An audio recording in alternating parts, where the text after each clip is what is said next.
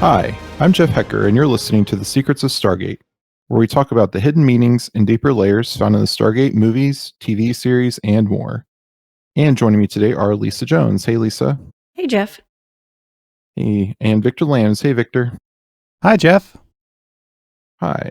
All right. So today we are discussing the third episode of Season 10 of SG-1, The Pegasus Project.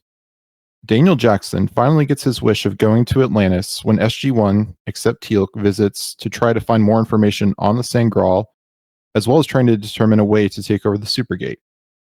McKay and Carter, with the Odyssey's assistance, tried to send a nuclear bomb into the Supergate to make it jump to a black hole in Pegasus, while Daniel, Vala, and Dr. Weir search the ancient database for details on the Sangral. The Odyssey tries a few times while the Ori approach Teal'c and the gate in the Milky Way galaxy, and the Wraith find and attack the Odyssey in the Pegasus galaxy. The final attempt to jump the gate works, and the resulting explosion and wormhole vortex destroys the Wraith and Ori ships, with the Supergate now out of the Ori's control. And meanwhile, when that's all happening, Daniel and Vala use ancient ChatGPT in the form of a hologram, which reveals two gate addresses.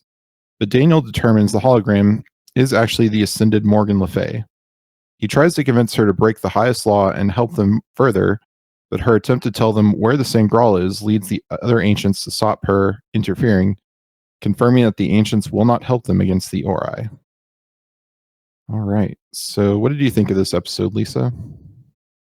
I thought this was a ton of fun. I actually really liked it. I think it's our first really SG-1 Atlantis crossover. We've had some characters go back and forth. This is the first time we've seen, how many Atlantis members with SG-1. And it was, I don't know, I think they wrote it just to kind of be a fan favorite. You had lots of yay moments for Daniel Jackson finally getting to go to Atlantis. You had Mitchell and Shepard doing their bro bonding, over the lemon thing with McKay.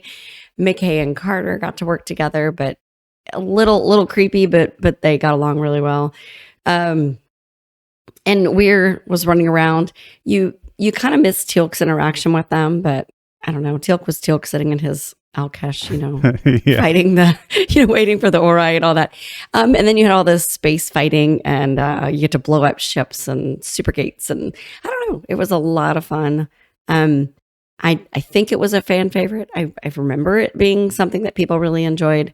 However, when I look on Reddit now, it doesn't appear that way. But it was, I don't know. I really enjoyed it. Nice. And what about you, Victor? Yeah, I really enjoyed it too. I remember really liking it at the time. It's got, like Lisa said, the two casts are, almost all there except for Ronan, Teal'c, and Dr. Beckett and Colonel Caldwell. But it's really fun to see the two casts interacting. My kids would walk into the room and say, "Wait, what show is this? Why are the SG-1 people on Atlantis?" I was like, "Well, you should have come down when I called you to watch the episode." But what are they doing with the black hole? But it is really cool. I liked it a lot. I like the space sequences with the black hole. I think those are really well done. I liked that the hologram turned out to be an actual ancient Morgan Le Fay. I think they went back and forth with her a little bit too much, trying to prove that she's a hologram or she's an ancient and not a hologram. They could have done that with just a couple lines of dialogue rather than like, well, let's check the power consumption on the hologram room. It seems very like explaining things that you don't really need to spend time explaining. But overall, I liked it a lot.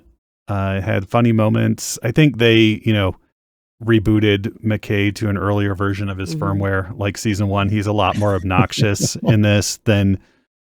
after Grace, under pressure, he should be, his character has been evolving unless, the rough edges have been sanded down a little bit. And I think Brad Wright, who wrote this episode, put some of those rough edges back just so SG-1 could have a foil to play off of in the ship sequences. But overall, I liked it a lot. Yeah, I really liked it too. And yeah, on McKay, I kind of thought about it as, he's kind of reverting to, because his crush is there, so he's kind of reverting to his, like you said, an earlier version where he's, flustered and nervous because she's there. So that's kind of, but yeah, I think it worked well in this episode. And And yeah, I was kind of wondering too if this episode, should they have made it a 2-episode crossover where it truly is a crossover between both shows? You know, where one episode's Atlantis, one episode's SG1, but they would have had to, of course, add other things to it. But I don't know what y'all think if they should have made it into a more of a crossover, because there's definitely some SG1 episodes this season they could have cut out instead. And I don't remember all of Atlantis this season, but there's probably one they could have adjusted to. I think it's a true crossover. Whenever you have, cast members interacting on different shows, I think that counts. It's not as they would do later on in like the CW superhero shows where they would have like mega events where they would go back and forth between all of them. It was also challenging because I think at this time Atlantis was still shown a few weeks, if not a month earlier on Canada's Space Channel before it wound up on Sci-Fi and other places around the world. So it made timing, I don't know if they figure that out or not, but it made timing, and they may have fixed that by season 3, but at least the first few seasons were shown earlier on Canada's premium space cable channel before they were on Sci-Fi in the States. Okay, so maybe Canada had a black hole that was causing time dilation or something. Exactly. And I wish, like you said, Jeff, they had done it on both, because if you, like when we saw it originally, so you watch SG1 and SG1 is on Atlantis. And then 2 minutes later, Atlantis starts and it's kind of like we have with the, there's no reference, like they're done. It never happened. And it's kind of like the, was it season finale or season premieres of these 2 seasons that we just started. It was the same thing. You're like, oh wait, Weir's on at the SGC, but wait, they're doing something with SG1 and all the Ori chaos is going on, but they act like nothing's going on. I wish for them being, like sister shows, I wish they had a little more awareness of what was going on with each other. And they're still independent, but I think it would have been fun because you also would have introduced your Atlantis fans who maybe weren't diehard SG1 fans, kind of giving them a little more like, oh yeah, maybe you should go check that show out. Yeah, they could have done like they did with SG1 season 8 and Atlantis season 1, where the season finale is like SG1 ends with them getting something they need for Atlantis, and then it shows up in Atlantis. So it really was kind of a true kind of crossover. So, so yeah, that could have been interesting. But yeah, so I thought it was, I couldn't remember exactly how it all started this episode. I remember it was when Daniel gets to Atlantis finally, but I couldn't remember if they he's packing to go at the SGC and they get on the Odyssey and 2 weeks later, but they're, it starts out he's asleep in the mess hall because he's been so excited and they're kind of making fun of him like, oh, he's so tuckered out from being hyped up about it. So, and yeah, I like that they say like, let's take a nice view as we go in, but it also, I don't know, that felt a little bit rushed because we've seen Atlantis a number of times, but I feel like they may have, rushed it a little bit for SG1 seeing Atlantis for the first time. I don't know what y'all thought about that. Yeah, they had to get it all done in the teaser, and there is a lot going on in this episode.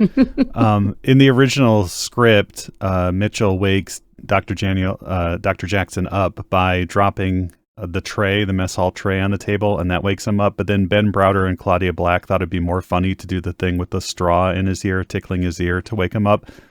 And I'm not sure everybody liked that. They alluded to it that they didn't reshoot it, but they kind of cut around it. So I don't know how much longer that scene went on with tickling Daniel's ear or not. But that was an addition by the cast, not the writers.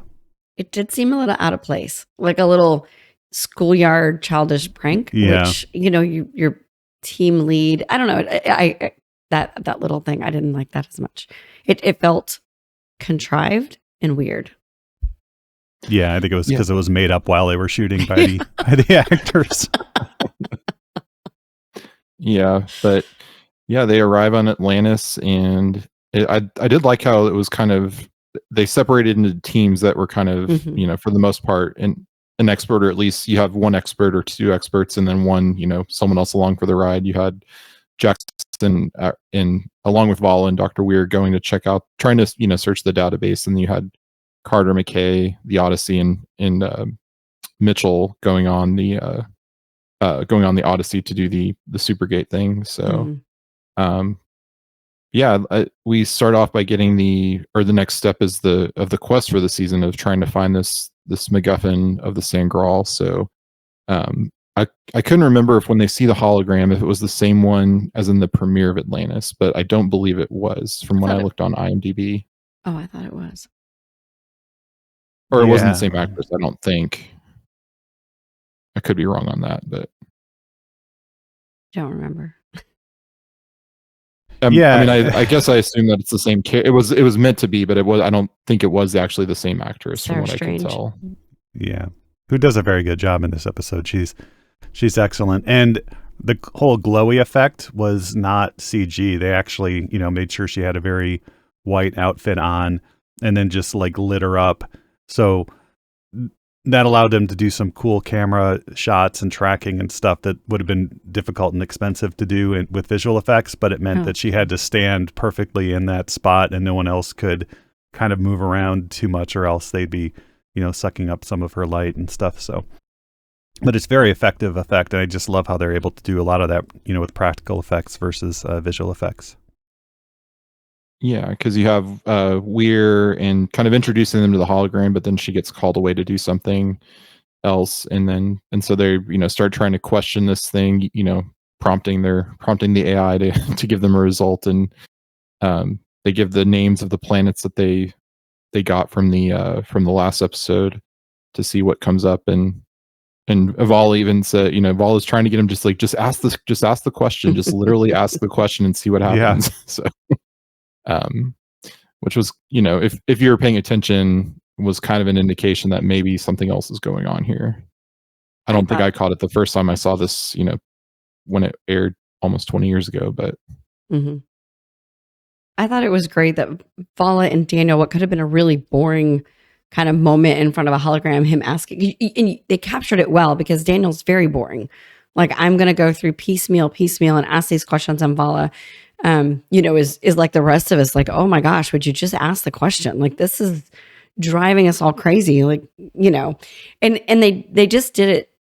It was so entertaining that the way that they did it. Cause you think about it, their scenes were a long time in this little bitty room, the two of them standing in front of a hologram trying to get information. But I thought it was pleasantly entertaining. Vala's been growing on me. She wasn't too over the top, but she kind of represented that frustration or exasperation in the moment. And Daniel's just so like giddy, like a school kid, like, oh, I got all the information at my fingertips. Let's go. Let's find everything out. Yeah, I didn't get when he's playing back like the list, all of show me all of the people who went from Atlantis to Earth, and he's looking at all the holograms, and he sees Merlin in there. But then he doesn't see Morgan Le Fay. But then he jumps to the assumption that this is Morgan Le Fay. So I don't know what the point of showing all those holograms was. Maybe it played out differently in a longer version. Who knows? But well, he said he knew it was her from the description on the other planet they were on a couple episodes ago. And I'm like, really? Dark hair, dark eyes, like brown hair, brown eyes, and like tall woman. Like, that's it? That's what you got? Looks like the actress Sarah Strange is all it said. I do feel like a lot of Daniel's jumps we just have to just go with, right? Well, we could headcanon it that it's a remnant of his ancient knowledge that from when he was ascended that lets him make these leaps.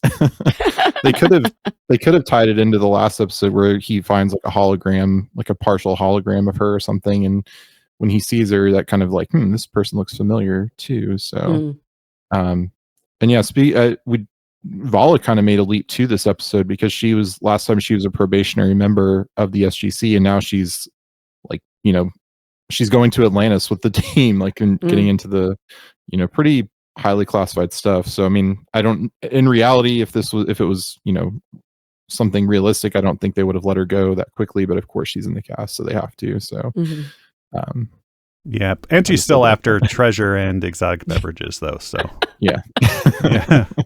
I was with Vala though, that they didn't take a moment Yeah.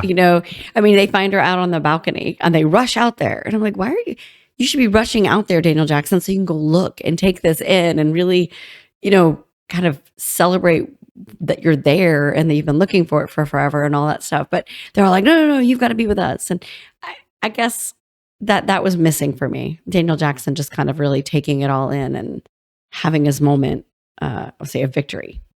Yeah, and there's some time dilation kind of going on with this episode too, where the scene in the holodeck or the training hologram room probably only took like an hour or 2 hours, but meanwhile we get the Odyssey flying out to this black hole, who knows where it is, and setting up nukes and beaming them. True. And granted, time might be passing much more slowly there because they are at the event horizon of a black hole, but it's kind of like the same thing in Empire Strikes Back, where Luke is training with Yoda and apparently, he's learning how to be a Jedi Master while Han and Leia and everybody else are off doing their thing. But if you look at the time of he was probably only on Dagobah for like a day or two to learn how to be a Jedi Master.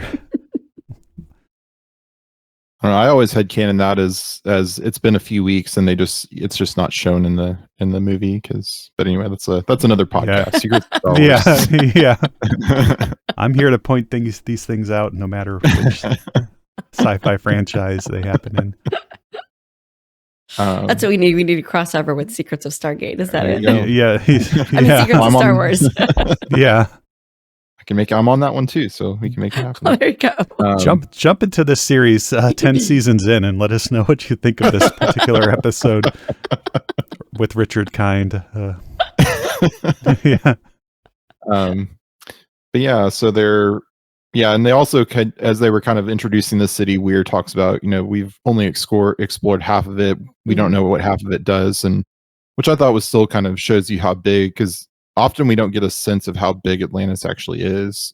We do sometimes when they like land the Daedalus on it or something, but even then you really don't get a sense of it, how big this thing is. And it really just lets you explore things in future seasons. So I thought that was nice that they kind of tease that, oh, there's so much here we don't know, so can always make more episodes. Yeah, I mean, I think they said at one point Atlantis is the size of, Manhattan or something. And so if you had only like 100, 150 people doing their regular jobs, but also exploring Manhattan, it would probably take more than a couple of years. Mm-hmm. Yeah, but they, with Vala and Daniel, they're prompting the AI, and eventually, and Daniel, they're looking through the pictures, like you said, and, Morgan says something that kind of catches his attention, that no human has been back to Atlantis, because he thought at one point, Merlin had come back, and that kind of prompts him to realize that, oh, you said no human, and I've caught you in a lie, kind of a thing. Again, like, why? Find another way to do it. But the way that her eyes turned and looked at him and was like, you have your answer, Daniel Jackson. That I loved. And I think, 20 years ago when that happened, we were all like, oh, he was right. Yeah. Why is the hologram looking at him? But the rest of us, I think, were like, Vala, like, she told us where to go. Can we just go? Yeah. And that's what they wind up doing. Yeah. Yeah. They end up doing it anyway. But, Daniel, of course, is trying to, and after calling in Weir to try to prove, because like you said, they did have those scenes of like, oh, there's no power consumption, and let's play back the recording, which if she was an ancient, she could have wiped that recording if she wanted to. There would have been no recording because she was, yeah. If there's no power consumption, what was it recording? Yeah. Well, and how did they display the holograms of the other, unless that was Morgan Le Fay, like just shape-shifting into other. Maybe that's what, I mean, I don't know. And I also, we're not there yet, but I disagree with Dr. Jackson's assumption that the ancients won't help them, because here's an ancient who just helped them. Right. And and then he says, there must be others that feel the same way you do. And she says, not enough, which means that there are others. Yeah. Yeah. So. But he's so annoying, because he wants all or nothing. He wants them, he wants, instead of taking the pieces that he could get from her, the little stepping stones, he wants her to just do all of it. And what happens? She's removed. I'm like, dude, did you learn nothing? How many times have you been ascended? Yeah, don't poke Don't poke the bubble. But I do think she could have been a little bit more economical in her final words before she gets, sucked off the screen. Like, Dr. Jackson, the answer you're looking for is not, just one word. Say, choose your words a little bit more carefully. If you know one or two words would have been a big help rather than, just say framing quickly. it as a false negative or something. Yeah. Yeah, and I did think it was interesting that they point out that the ancients don't want to be involved because they don't want to be like the Ori. Because the temptation would be there to get involved and do things, the way you want to do them, and control, everything. So I did like that they kind of point that out, that's why the ancients kind of aren't getting directly involved. But as we said, like, because they even talked about how Merlin, when all the ancients went back to Earth, some people integrated with humans and planted civilizations, and some kind of retreated and secluded themselves in their own little communities, and then some tried to ascend, and that's what Morgan Le Fay and Merlin did. But Merlin again couldn't stand to see what he wanted, something to protect everyone in case the Ori did show up to this galaxy. So he de-ascended and did all his Merlin stuff. So, and I do like Dr. Jackson saying, there will be a war coming between the Ori and the ancients, and I don't know what that war is going to look like, after humanity's been wiped out, but I won't be around to see it. So I thought that was a very good line. Yeah.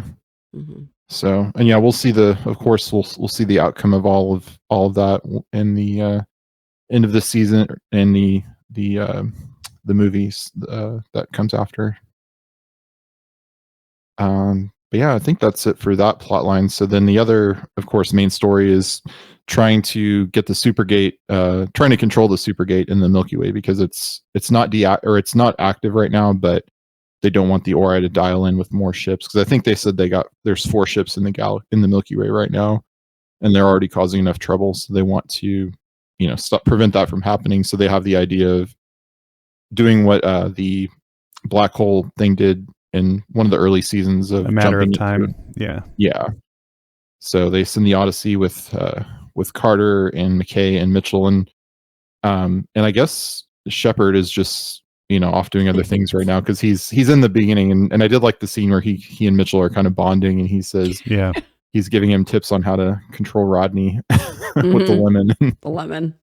Which was a little hokey, you know what I mean? Yeah. Because Shepard and McKay have come so far since, in the last 3 years. But at the same time, it was funny because it gave Mitchell the opportunity when McKay is like defeatist, and he's like, "That's not what I heard about you. I heard you'll do anything, like you'll do the impossible when you're faced with death." And he's like, "I'm not faced with death." And he's like, "Lemon." So that was funny. I mean, it was just pure comedy, and I liked it. But when Mitchell and Shepard are bonding over the lemon, it did feel a little hokey. Yeah, that scene was added. I don't think it was in the original script. In the original script, Mitchell just pulls out a lemon, and then they thought that they needed to explain the lemon a little bit more for people who didn't know about the citrus allergy, because it doesn't come up, every season. It only came up in McKay's initial episodes again, kind of, reverting McKay to, his original firmware. But it, I thought it was 20 years ago. I thought it was funnier than I do now for some reason. I don't know. Yeah, I mean, I still like it. I thought it was a fun moment and a funny moment. You're right, it is a little jokey, but I thought it was fun. So yeah, they're sending the Odyssey out with exactly the number of nukes they need to complete the. I can't imagine that. They can't go back to Atlantis to get more nukes. But I don't know. It probably is very expensive to make these things if they're but you're also on your, or something. Yeah, but you're also on your interstellar ship. So I mean, is money really an object? Yeah, that's true. Yeah, that's true. Actually, I thought this plot line of them, we're going to go put a Stargate out there, and then we're going to use the nukes to make it jump. And I thought this was the most Stargate plot line ever. Like, this is so what they've done for the last 10 years. Like, we have a problem. We're going to give Carter a chance to come up with a crazy, wacky solution based on the things that they've experienced. And, And of course, she uses McKay to do it. And, I actually really enjoyed this. Here's a problem. Here's our crazy solution. Oh, it doesn't work because whatever. And let's try again. And so I thought it was a lot of fun. Yeah. There was one line in there that I thought they maybe should have left out when Colonel Emerson is concerned about the maneuvering rockets on the Stargate being able to survive like 2 nukes. I was like, wait a minute. How did they survive like the first 2 or 3, or I don't know how many nukes it was at that point. It's like, yeah, I mean, the Stargate's made out of naquadah and stuff and is pretty tough, but these little rockets, I mean, so I think they should have just left that out and not acknowledged that, these rockets probably would have been vaporized in the first attempt. Maybe he had so many lines they had to put in for him, like actor-wise. Yeah. So they're trying to do this, and Teal'c's in the Milky Way next to the Supergate with another gate that they harvested to try to dial both and then make it jump, and then you have the ticking clock of the Wraith detecting the Odyssey, and then the Ori could come back, so they have a ticking clock there.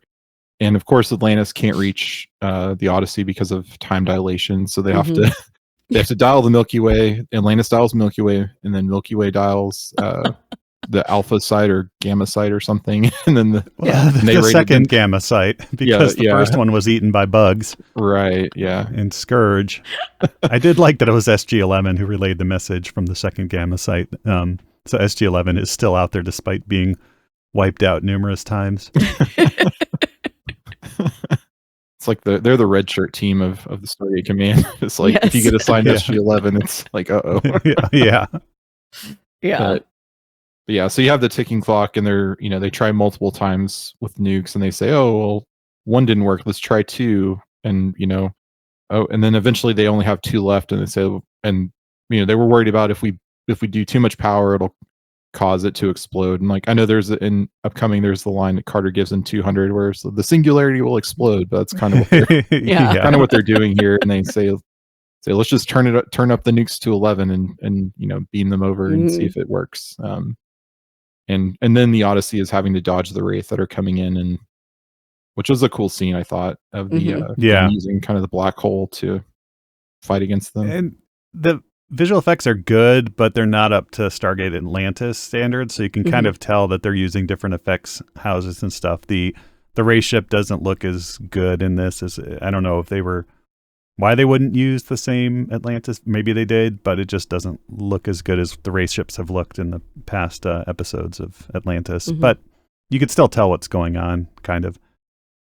Yeah, maybe it's an early season episode, so they're not putting as much budget into it and their powder dry. Saving. Yeah.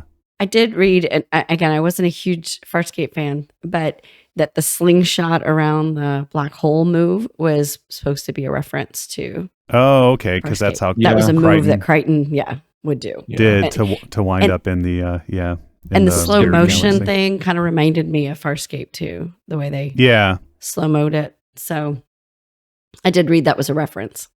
Yeah, they used, so they have their professional, HD was still relatively new, so they had their professional HD cameras that they used because they're full HD, or whatever full HD was at the time. And then for those sequences, they used just like a prosumer camcorder because they could film at like 6 frames a second, then play it back at 24 frames per second and get that kind of blurred slow motion effect. Oh, cool. Yeah, but apparently there were like regulations in the industry around like what percentage time-wise of your show could be filmed on like prosumer non-full HD camcorders at the time. But I think they, obviously if you see the proliferation of bad-looking HD stock going forward from this, I think they lifted those sometime in the 2000s. That's funny. But yeah, they're able to use to beam the nukes over, and it does work and jump the Supergate, and it just so happens that the Ori ship shows up because Teal'c cloaks his cargo ship in the gate, but he uses the vortex to draw the Ori ship in and blow it up. So that's one Ori ship down. How?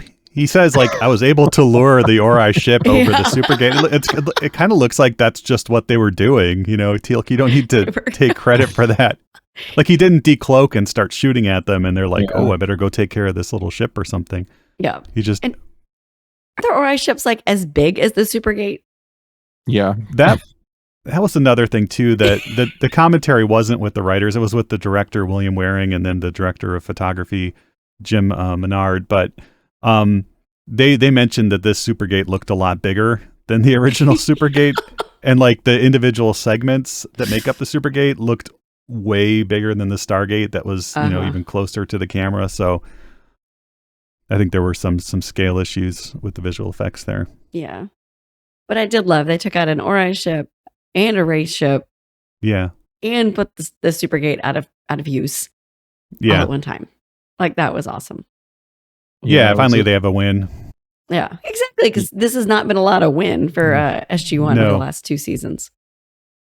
Yeah, it was nice that it was a victory for both teams too, for both both Atlantis and SG1, and yeah, Teal'c, while he took credit, of course, like he didn't get much to do this episode aside from sitting in the ship, so I was okay with him taking the credit for it. Yeah. Exactly. I do like his line when they finally show up at the black hole at the beginning. He's like, "I have been waiting for several hours." It was like, that was awesome. Yeah, because there's time dilation there between them. So, and originally they were going to give Teal'c big goggles because of all the the flashing lights from the nukes and stuff. But then they said, well, the screen on the Alkesh would block out the ultraviolet light or whatever that would normally blind him, and the goggles, I guess, didn't look very good. So. It's important. Awesome. Yeah. Yeah. Did y'all have any? Go ahead. We didn't mention the whole McKay telling Carter about his thanking. Thanking her for her help. Yeah. In his hallucination, and she said something about was this a dream? And he's like, oh, it's a hallucination. And and I loved it. Yeah, was I naked? I like that. I thought it was hysterical because it really was kind of going back to,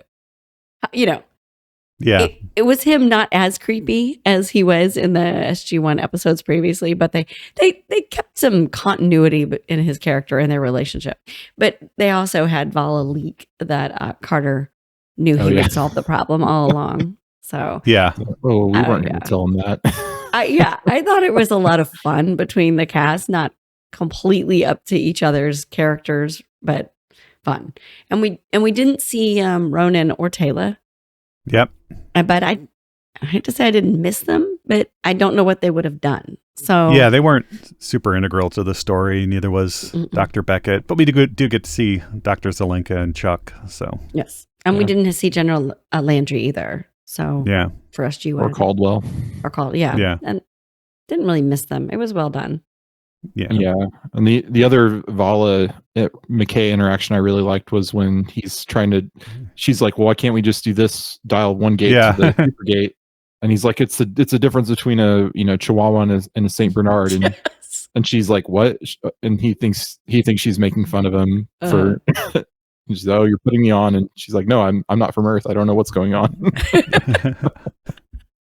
I like that one. That was kind of funny. All right. Did y'all have any other final thoughts on this episode? It's a fun episode. It's a really good way to do a crossover where both teams are contributing, and it's not just oh hey, we're on Atlantis, everybody wave at Dr. Weir who's over there somewhere, and so I thought it was, and I guess a lot of this they had to film pretty late in the day because the Atlantis team was working on their own episodes, so they had to kind of fit in when they could get everybody. The fact that they got so many of both principal casts together on screen at the same time was really, really cool. Of course, the 2 studios where they're filmed are either in the same building or right next door, so it wasn't too bad. But I did read that the cast really enjoyed being together and doing this, and that they, I think Michael Shank said something about David Hewlett that it was nice to be on the set with somebody else who could speak as fast as he could, or faster. Yeah. In one of the previous commentaries, they did mention that they would write dialogue, and they would, the number of pages corresponds to the number of minutes of the show. But then they realize if it's a Daniel or Dr. McKay heavy scene, they have to write additional dialogue because those 2 actors just like go through it so fast. They have to actually write additional scenes to fill the episode if they give Daniel or Rodney a lot of dialogue. That's funny.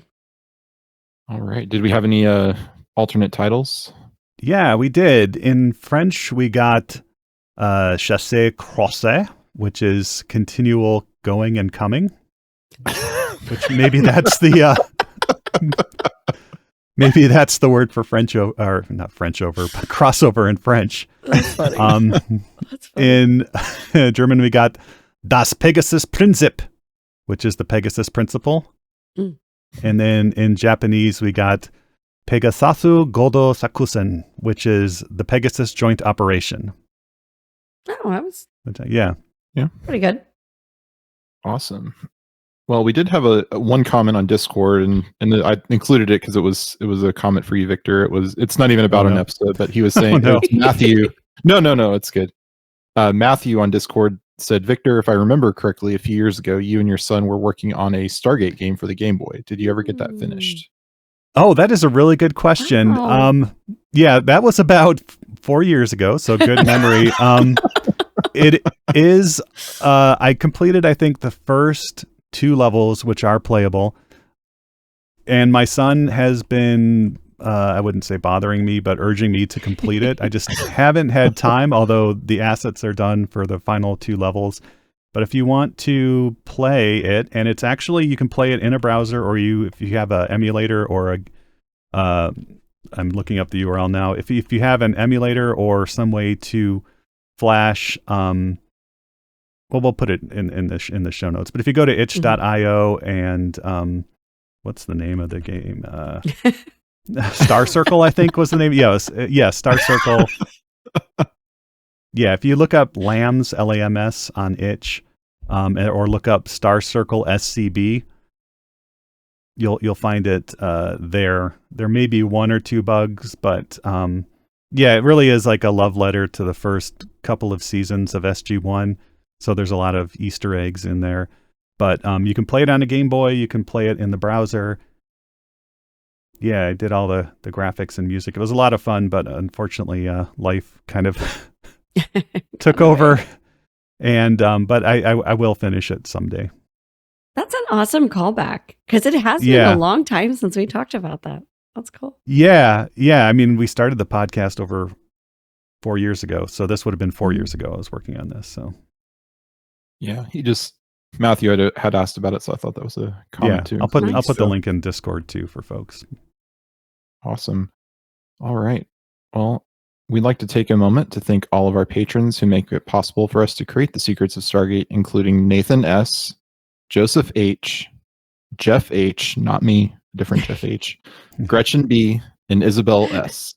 Their generous donations make it possible for us to continue the Secrets of Stargate and all the shows at StarQuest. And you can join them by visiting sqpn.com/give. And be sure to follow the show on Apple Podcasts, TuneIn, Spotify, iHeartRadio, or find our video versions on youtube.com/StarQuestMedia.